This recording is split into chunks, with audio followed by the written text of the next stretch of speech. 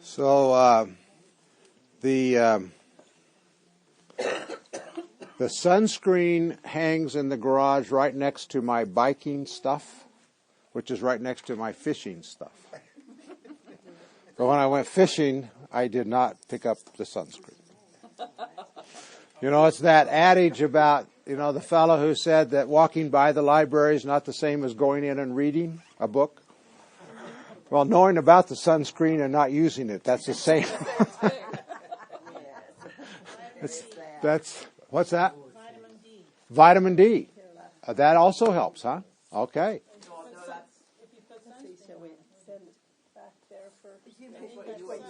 Don't put Oh. Desitin on your nose. Send it this way or back there. Don't. Well, you can go that way. Well, diaper rash on my nose? Thank you, but I think I'll erase that off of the... Don't want to hear about that. No, I don't think so. Thank you for sharing. Where's Melba? I miss Melba. The girls are picking her up. Oh. She said she'd be late. Okay, well, and I had made a commitment that basically for Melba, because she's the one that's always here waiting. When she comes in, you have to tell her. I will. I was on time, Melba. Let's begin with a prayer. Loving God, we are grateful for the gift of life that you have given to us and for the breath of spirit that you breathe so deeply within us. We are thankful for laughter and we are thankful for tears. We are thankful for people who care. We are thankful for the opportunity to explore your word and to share together as this community of faith. And we ask that you lead and guide our thoughts and our discussion this day and inspire our minds with your wisdom. Lead us as we share in exploring the word that you reveal to us. We ask this in the name of your Son, Jesus the Christ. Amen. Oh, there's a fantastic trumpet player in the church. Oh, Yes. Yes. It's great gifts, huh? Oh, wonderful. He's really good. As a side thought, I'm curious as to whether my thinking is just rationalization or whether how many were at the service yesterday for Mike Wilson? There was a fellow who walked in yesterday. Oh, there were a couple of people there. One, I thought Chuck Haley really came honoring Mike. Mm-hmm. He came in a flannel shirt. Yes. Jeans, honoring Mike. There was another fellow who came in bib overalls. And I thought to myself as he walked down the aisle, there is probably as secure a man in his skin as anybody. He didn't need to be anybody else other than who he was. That here he came in, walked right down the aisle with the family, and I thought, man, that has to be. He's probably a farmer, and some farmers, That's who he is. That's what he wears. Now, I don't want to put that above someone. Matt Hesser would not feel comfortable without a tie and a jacket on. And so there's no this vis-a-vis, vis-a-that, vis-a something else. But I just was so taken by someone who didn't have to even try to be like the rest of us. Just who he was. And I thought, that is what this gospel stuff is all about. Is that it's saying that we are all children of God, unique individuals with special gifts. And as I was thinking about that also then, I go on these detours, so where we have talked about the violation of the Spirit, one of those being jealousy. And all of a sudden it dawned on me this morning why that's there as a deep part of our spirituality. Because if I am jealous of who you are and what you have, what it's saying is I have not claimed what God has given to me. and I have not honored it and owned it. I want to be you. And God didn't create me to be you. He created me to be me. And I think that symbolism yesterday was so powerful for me. He walked down the aisle, this is who I am. And that was just, it was beautiful in my thinking, particularly on a day when we were mourning the loss of Michael, because, Michael was just who he was. This is it. This is who I am. Say something, if I may. When I opened my Bible this morning at home, I had a note, and I had written on the top Deuteronomy. So this must be where it's from, but it said, "Do not try to tempt God. God loves everyone as they are." Yeah. That's what I think it fits with exactly what we're talking about, that we are to be who we are and who God has created us to be. And so we can gnaw on that a little bit as we continue our journey. We have an interesting passage today. I find these stories that Mark has included in his gospel message to have such depth and have such significance for us of who we are in our journey. And I think it speaks a lot to what we were just talking about with regards to Mike, fellow from Nebraska, life, who we are, grace, God's gift, God's understanding of who we are. Mark is intentionally selecting and including in the gospel stories to build up the early church and to help the early church understand how they are different from the roots out of which they have come with regards to Judaism. How they bring with them some of this deep spirituality and understanding of God's presence, and how there are some pieces of that they need to transcend. We will get more specifically into some of that later on when Jesus talks about how they honor tradition rather than the teaching. Really, we could almost jump to that passage to give us a context for today. Morning, Melba. Good morning. Everybody, good morning, Melba. I made it. And we celebrate that. But I wanted you to know that I made special effort this morning. You did. To be here early. Well, I can't see, I don't have a car myself. So I had to wait for kids to pick me up. There we go. Well, Betsy picked me up. Yeah, but Nancy remembered she was elder after she woke up this morning. Well, it's good to have you here. Oh, good. For us all to Glad be I here. didn't miss it. One of the things that's important in this later discourse is that Jesus, is not abandoning the law. And we hear this, the basic teaching that's in the law is of God's love for us is important. But we lay a lot of tradition on top of that. And as the church, we've laid a lot of tradition on top of that. And we have a tendency to pay more attention to tradition than to the root of our relationship with God. So when we take a look at these stories, we really have to take a look at the whole story. We're going to talk today about the feeding of the 5,000. What often happens is that we jump to the end of the story before we get there. We get all excited about the explosion of bread and fish, and we focus on that, and we don't get to the teaching that leads up to that. That explosion is important for Mark saying to the church and to the community and to people who are struggling, Jesus is the one who has authority here.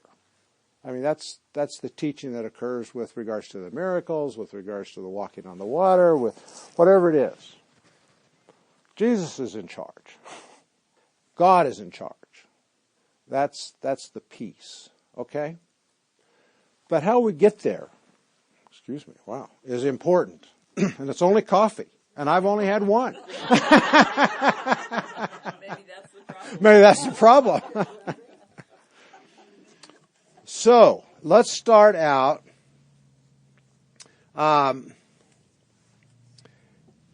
We had, leading up to this scene where the apostles come back, the disciples come back. The apostles, that probably is the early church adding that title to that with regards to the authority of the 12. When they were with Jesus, they were just disciples. Okay?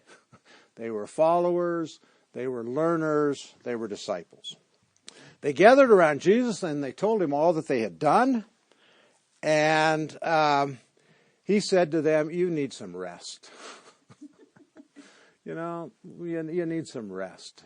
And come away to a deserted place all by yourselves and rest a while. Jesus always goes to this deserted place. Which is also important because in the ancient mind, the deserted place is a place that's inhabited. That's right. I needed to put a prefix in there. Okay. Inhabited by unclean spirits, by demonic. And yet that's precisely where Jesus goes for rest. He goes into the deserted place. I think that should say something to us about our having fear about going among the unclean. That Jesus goes there to rest. Okay? So let's think about that. So you go to a deserted place all by yourselves and rest a while. If we don't hear anything else out of the gospel, we should hear that one. In a time and an era when we are so busy and so focused. And I don't know how many times I have said to myself, I don't have time to pray this morning. Am I alone in that? Does anybody join me? And yet I don't have time not to pray this morning and to listen for God to speak to me a calming word. And so if we hear anything out of this gospel, and if the early church hears anything, it needs to be this: come away to a deserted place and rest a while. For many were coming and going, and they had no leisure even to eat. The fast food restaurants are here because we don't have a leisure enough time to eat. Okay? And they went away in the boat. This imagery of the boat just comes again and again and again with regards to this secure vessel that rides on the water, that's inhabited by the giants, the unknown, the deep, and to a deserted place by themselves. Now we have an insertion. Here is the boat journey, deserted place. At the end of this story, we get another boat story. Okay, so in the middle here, we now have this insertion of a different story, and we can always tell that when we begin with a hate in Greek phrase that would either be started with a now and or a but and. Okay? So if it starts with but, and, now, and, we have linguistically, literally, we have an insertion of a story that's important. Now, listen to this. And so Mark here is inserting this story that is highly significant in the teaching of the early church. So I want us to focus on this in terms of the teaching and of the theological implications that are here. Okay? Now, many saw them going and recognized them, and they hurried there on foot from all the towns and arrived ahead of them. You know, anytime we get caught in looking at the passage in a strictly literal way, we run into trouble and we have to rationalize. Because you tell me, if we look at this passage in a strictly literal way, how does a small group of people observe Jesus getting into a boat, leaving point A, going to point B, and getting there ahead of him, and all the people from the towns and villages getting there ahead of him? There has to be something deeper being implied here. And the implication is that the power and the Spirit of God through Jesus draws people to him. Okay? Does that make sense? Okay, so it's important for us to look at that. When we look at it literally, how in the world can this happen? Well, that's because it's not intended to be that way. It's intended for us to look at what is the theological piece that's being talked about here. And the theological piece is that where Jesus is, he draws people to him. And so they come from the villages around. And we hear this time and time again, how they bring the sick. They bring the sick. You know, there is this spirit that draws people to him. And that's the implication here. So, we don't have to worry ourselves about how they got there, how they knew he was there, because the power and the Spirit of God draws them to him. Okay? Does that make sense? Okay, so now we see this story here. As he went ashore, now then, here is, I mean, we have to almost go word for word through this to be able to get the theological implications. He went ashore. Okay, he leaves the boat, which is on the water, goes to the land, the firmament. Remember the firmament? Remember the New Testament story? You know, there is the water, there's the chaos, and God then calls into being the firmament, something firm on which you can stand on. You can find some roots. So the implications here, I mean, Mark knows his Old Testament, and most of the people know it. So here is this movement from the boat on the water to the firmament. Now I realize, and we also have to talk, Jesus also got in a boat, went out and taught. I mean, that's another story, okay? That's another issue. But this one, it's important for us to hear that Jesus is on the land. He's on the firmament. He's rooted. And the people are there. And he sees the people. Now, when we talk about Jesus seeing something or someone, and I think I've mentioned this before, it is highly important because I think we talked about the phrase where Jesus saw Matthew, or maybe I preached on that one Sunday or something. I preach on a lot of things every Sunday. But, you know, when he sees us, he sees all of us. This isn't just, you know, I'm not very detailed, and I can see things and not see them. My wife sees them and sees them in detail. I think you see them and see them in detail. Okay, all right. Okay, and that's your gift. Okay. So when it says that Jesus saw the crowd, it doesn't just mean he says, oh, there's the crowd. He saw into who they were. He sees them as people, individual people, and he has compassion. This is a theological statement about God. God sees us and has compassion. That's what Mark is saying to the early church. God sees you and God has compassion. God saw the crowd. Now, there's nothing about their worthiness. Nothing about their worthiness. He just sees them and he has compassion. And they are like what?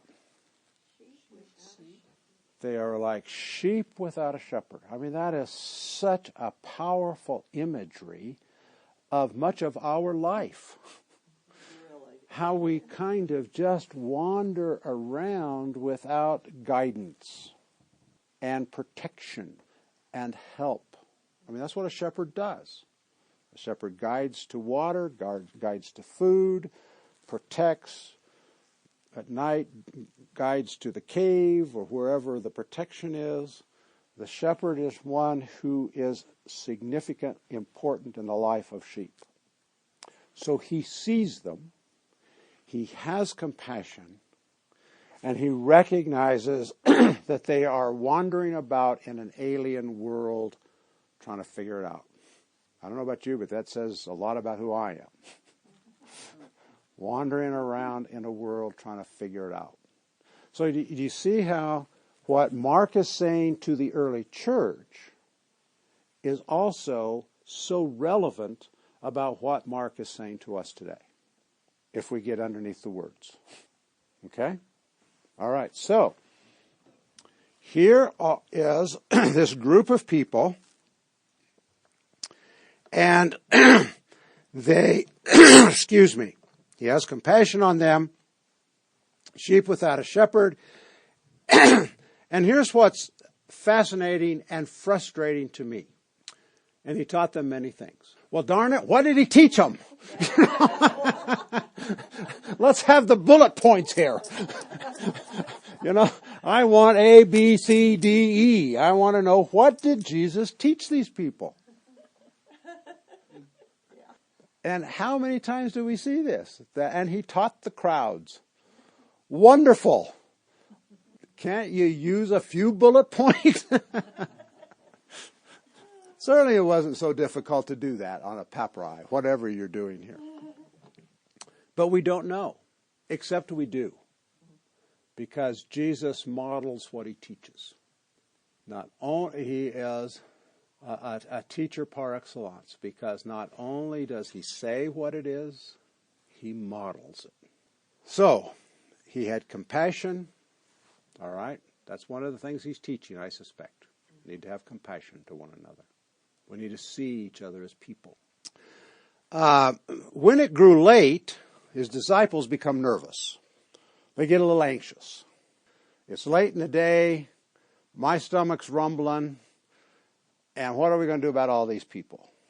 I mean, I can't go over here and have a little of my cookie if all of you are hungry, right? They get a little nervous. And he says, send them away, Jesus. We're tired. We've had the day filled. You've been teaching many things. That's good. Now, send them away so that they can go get something to eat. So that they can go into the surrounding country and villages and buy something, and this is important, buy something for themselves. Here is a big contrast in this story, because the disciples are picking up on this let's do it ourselves thing. Okay? I don't want to be responsible for anybody.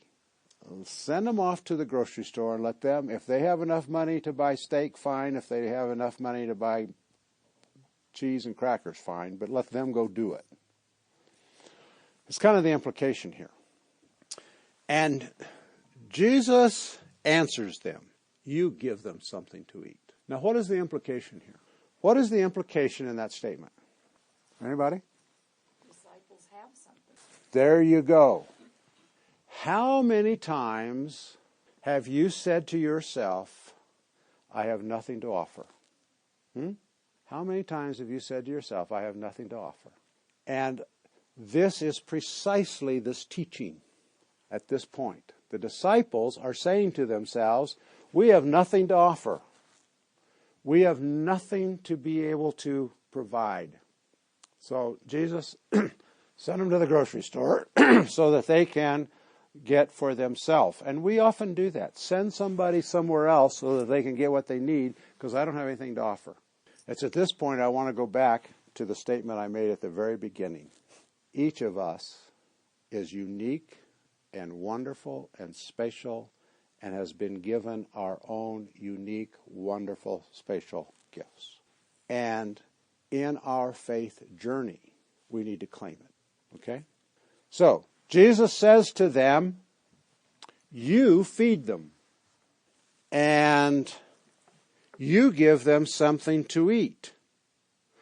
And they still miss it. Are we to go off and buy 200 denarii? I mean, that's a lot of money. A denarii is about a day's wage. So here's 12 disciples who haven't been working for a while. You know, they were fishing, and now they're not fishing much anymore. And we are to go. It's going to cost us 200 denarii to feed this group. And he said to them, what do you have? Think for a moment about what you have. And they look among themselves, and they say, we have 5 loaves and 2 fish. And he says, bring them here. We're going to share them. And he breaks them, breaks the bread, blesses the fish. Well, first of all, no. I'm missing the story.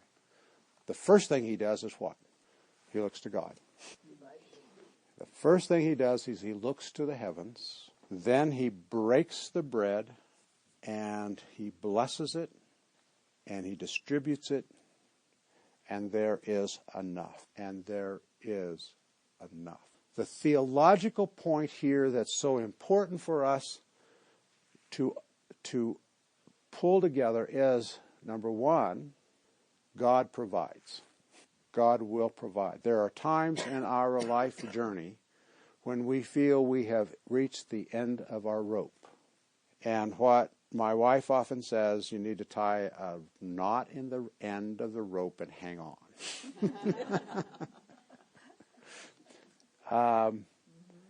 God will provide.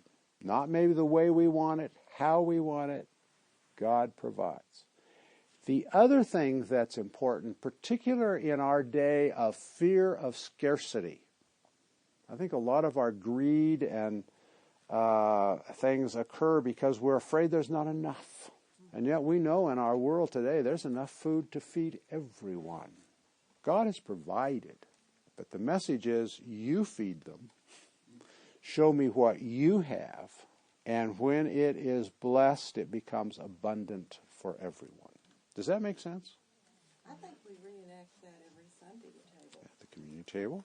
Because we God through the prayer. I think if we think about it, we enact it in a lot of ways. Think about a teacher in a classroom who may think that they have not a whole lot to share. But as they begin teaching and interacting, and the kids beginning to interact, how much learning occurs. And it's all not just because of the great amount of wisdom one person has. It is because of sharing the amount that one person has that others began to interact with. Is that right, teachers? Oh, yeah, right. I always looked at teaching way of stimulating. So that was, and these kids were not kids. And yet, by giving them each other, I did a lot of that. So that wasn't me giving them. But in today's schools, so a lot of that critical thinking, they just don't have time. It's not that teachers don't want to. They don't have time. Yes. Come away to a deserted place with me here. That's my Yeah. soapbox. Okay, well, I think that there's some real wisdom there. You know, when I was raised by my granddad, my dad. He was a laborer. I can remember him working on a piece of heavy equipment.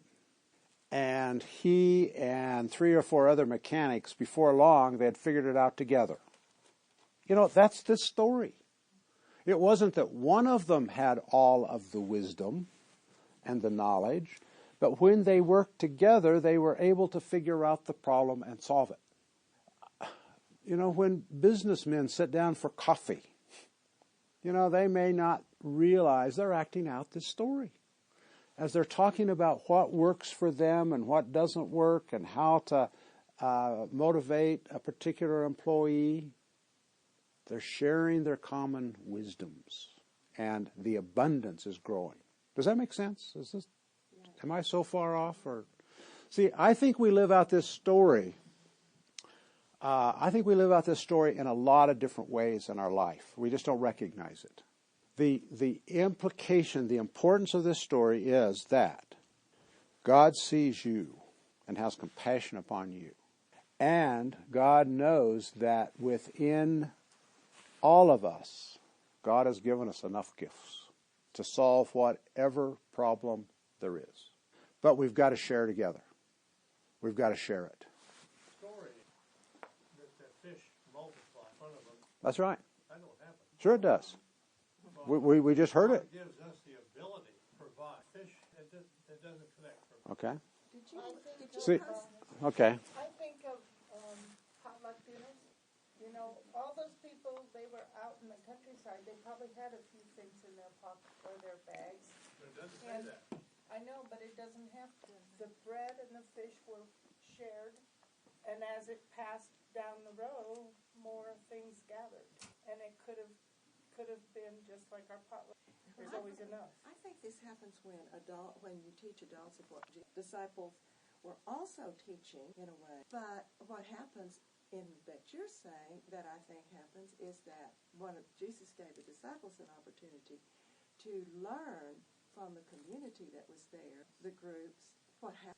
And that I think is the miracle, was more the miracle of sharing and a teaching of the disciples. Well, you know, we didn't think there was anything but it. See, I think the problem that we wrestle with right here, and I think it's a good problem, is that we have before us a physical presence, and that physical presence is bread and fish. The problem now becomes, there's two different stories. The other one has 5. This one has 7 and 2. Okay. The issue before us then is, in terms of a metaphysical way, how did 7 loaves of bread and 2 fish become enough to feed 5,000 people? Okay? We'll just do it kind of in a mathematical formula. How does that happen? Okay. One of the answers to that is that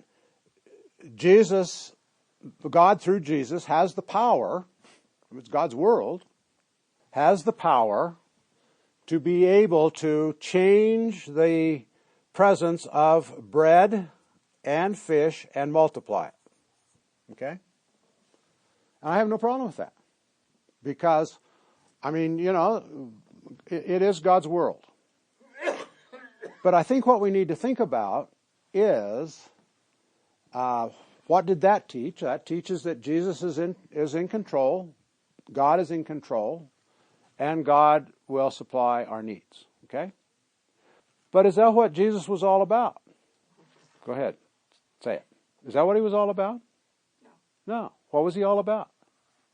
Not only he giving to us, but we're giving to us. Okay. That was what he was teaching that day, and they started acting it out. Okay. What Jesus is all about is overcoming selfishness, greed. Oh. I had one of those teachers who we could just kind of, no, I didn't. Yes. I actually experienced this here at this part of you may remember. We were having the Advent Festival, and we were told that we were just going to the Advent Festival. Well, Catherine, during the play of a mall in the night, Visitors. whatever, invited everybody. So suddenly we went from maybe having 25 or 30 people eat at night. We suddenly had 100 or more. I think we served over 100 people. I'm still not, I brought 10 and we made sloppy joes. That way we had some dishes, but you know what? It was the sharing. You know, we tried to be careful how much, with little kids, so we were very careful. But at the same time, how did we serve?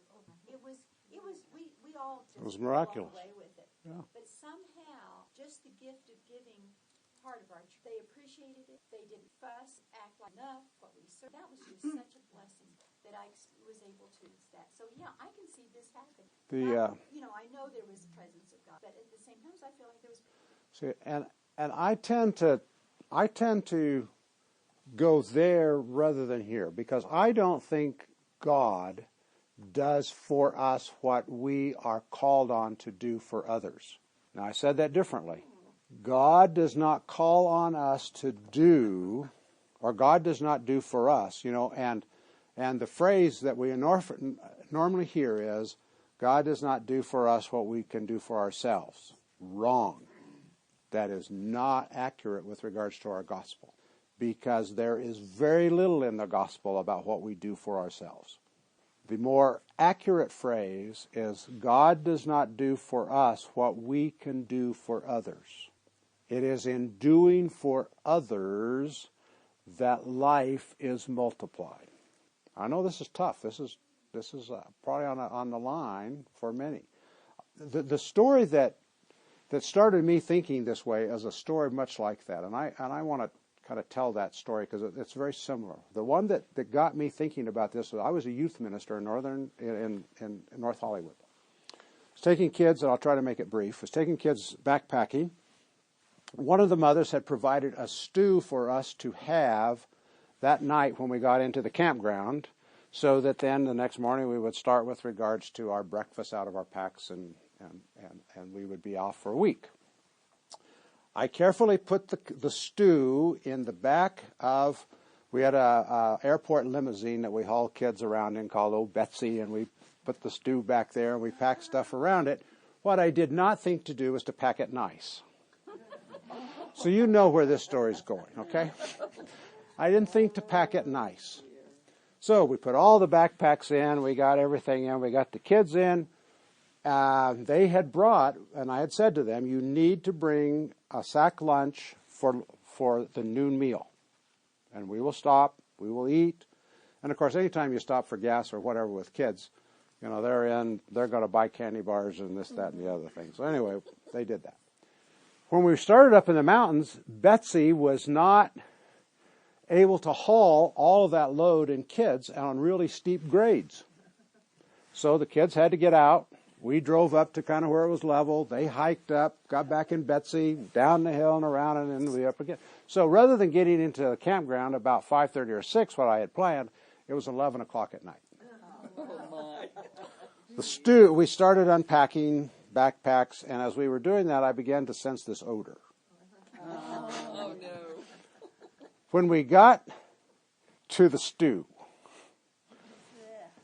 you know, guys, go bury this. So we stood around the picnic table, and I'm only thinking of a couple options. I said to the kids, dinner's gone. Here's what we can do. We can do a couple of things. We can go to bed hungry.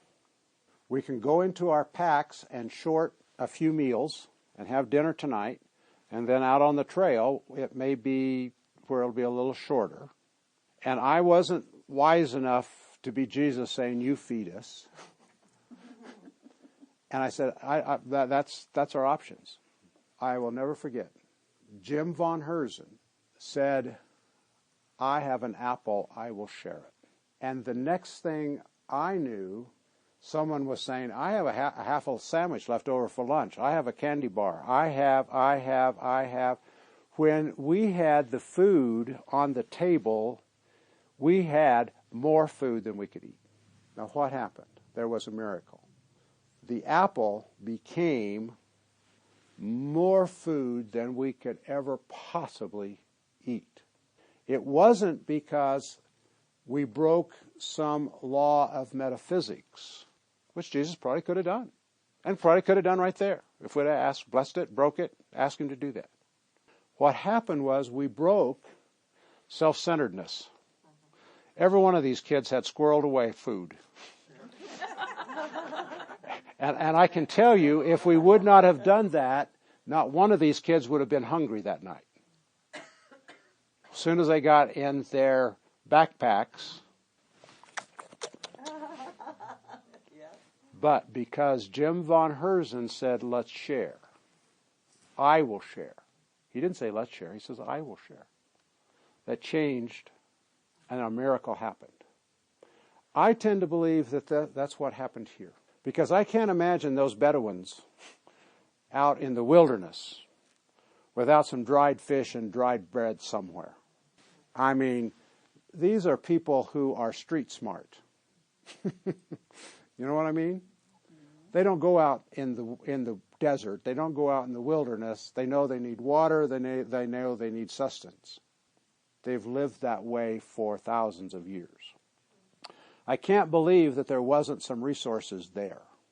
What I choose to believe is that they would have been selfish and eaten it themselves if Jesus had not said to his disciples, you feed them. What do you have? And they said, we have 7 loaves and 2 fish. How in the world are we going to feed everyone? And Jesus took it and blessed it and broke it and gave it, and it multiplied. Now, it really isn't important to me whether you want it to be metaphysical. That's fine. That still has a theological statement. But for me, it goes a bit deeper. It goes deeper because what Jesus models and what happens in that moment is selfishness, greed is shattered, and sharing the resources God has provided occurred. Does that make sense? Good. We get into an argument. I don't think there is an argument. We don't have to get into debate about whether it was metaphysical or not. That's immaterial, really, because they both have points to make. But for me, the one point that is the most consistent with what Jesus was all about was, you are a child of God. God has given you the resources that you need to live this life. No. I'm sorry. I keep using this language that I don't even believe. God has given you the resources for us to live this life. You know, there is nothing individualistic about the teaching of Jesus. If you find it, I would love for you to share it with me. The individualistic interpretation of Jesus' teaching is ours. Because I want to be important. I want to be significant. I want to have power. I want to be in control. And that's not what Jesus is about. Jesus is about providing the resources and helping us to see that we have the resources for everyone, whether it's love or forgiveness or bread. Does that make sense? And so when they finished sharing, as the kids finished sharing, we put bags of potato chips, apples. We didn't put candy bars back in the pickup because they went in packs. I can tell you that. There wasn't one candy bar that was left in Betsy. But there were things that we couldn't carry in the packs that was left over. And we put those back in Betsy, and we had full tummies. We went to bed. We got up the next morning, and we had a delightful trip.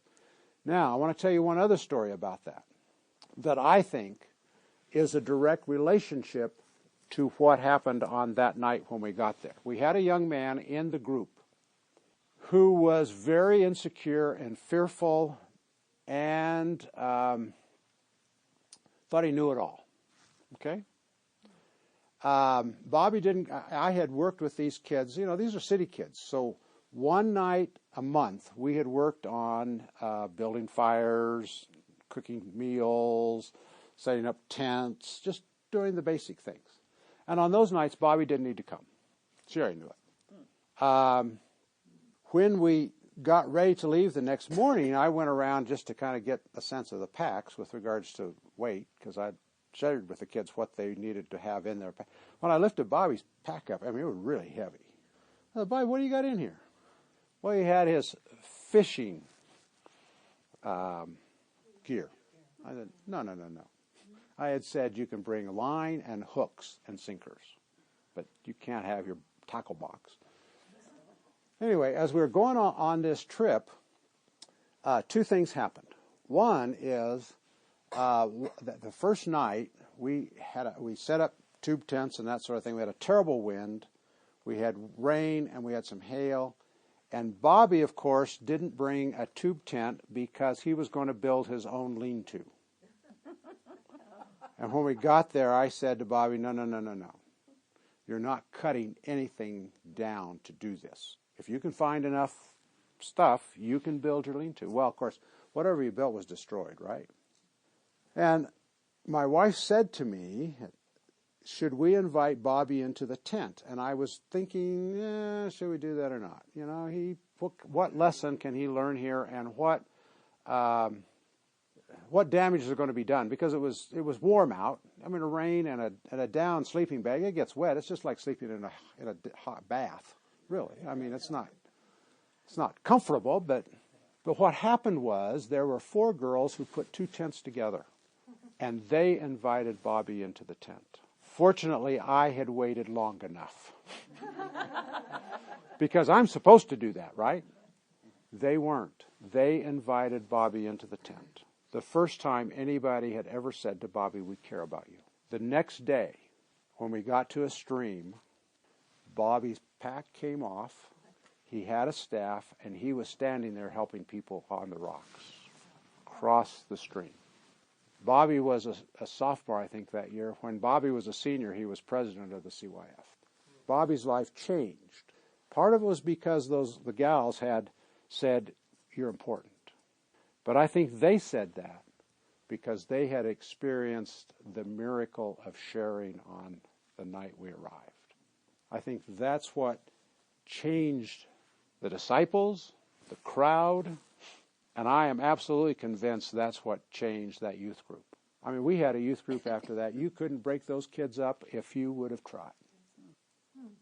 After they came back from that backpacking trip, there was a bond there that was unbelievable, which led me, that was the first one I led. From then on, that's about all I did during the summers. Occasionally I'd go to camp and conference, but I took kids backpacking. And we never had an experience like that again, really. I mean, we had bonding and that kind of thing. But I will always believe that God was teaching me something in that event, and that is the essence of what we have studied today. Does that make sense? Yeah, maybe the disciples learned that same thing. When an act, everybody shared everything. Yeah. Except the one. Well, yeah, and there's always going to be some of that. Always going to be some of that. Well, as they now we get to a great story, and I won't go on with it, but now we get to those who had eaten numbered about 5,000 men, as been pointed out. We won't go on with that. And then we get back to the boat. Immediately, he made his disciples get into the boat. Now, here's an interesting thing. Again, if we're going to read it literally, we got a problem, I think. Because it says, immediately he made his disciples get into the boat and go on ahead to the other side to Bethsaida while he dismissed the crowd. Okay, so they're in the boat. They're rowing away. He's dismissing the crowd. Okay? So they're already a ways away, right? Okay, and when he saw that they were straining at the oars against an adverse wind... Oh, wait, no. Back up. Go on to... while he dismissed the crowd. After saying farewell to them, he went up on the mountain to pray. So again, we got a time piece here. When evening came, I mean, again, we've had all this teaching all day. We've had the meal, and then they take off, and then he goes up to pray, and then evening. I mean, there's a time piece here that just, in a logical way, has a hard time fitting for me. But anyway, evening came, And he saw that they were straining at the oars against an adverse wind, and he came towards them early in the morning. Well, what was he doing waiting? So the story has to have some theological purpose other than some historical or time sequencing piece. And I think, again, it has to do with Jesus giving them time to see if they could figure it out. He sees they're struggling. I mean, one of the frustrations in our life is when we start struggling with something, we want God to come right now and fix it. Don't we? I do. I don't know about you, but I do. I want God to fix it. And I think that's the teaching here, is that Jesus sees them struggling. And he doesn't rush right out on the water. In fact, even later it says when he went to them in the morning, he had intended to pass them by. We don't like that. We want saved, and we want saviors to take care of us. And yet, Jesus, when he gets there, he has compassion for them. He sees that they can't handle it. And he gets in the boat, calms the wind, and they go on. I think that it's not for us to get hung up in the time sequencing. We got to get hung up in the theological point.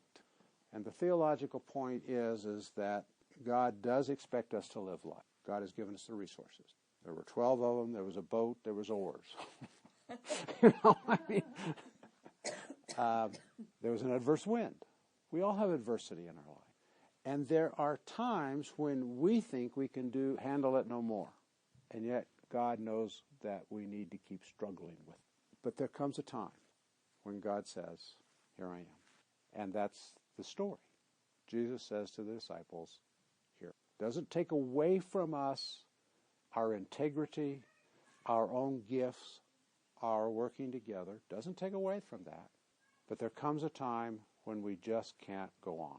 And so he's there. Does that make sense? Okay. We will begin there next week. And I really hope that you